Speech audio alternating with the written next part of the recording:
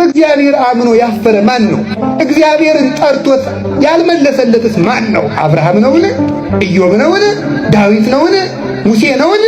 እግዚአብሔር ጠርቶት ያልመለሰለት እግዚአብሔርን አፍሮ ያላዳነው ማን ነው ብሎ ይናገራል። መዘግየቱን እንደሌላ አትቁጠረው።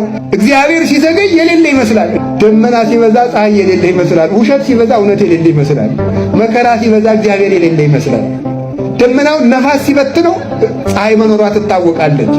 መከራ ሲቀልን እግዚአብሔር አብሮን እንዳለ እናውቃለን።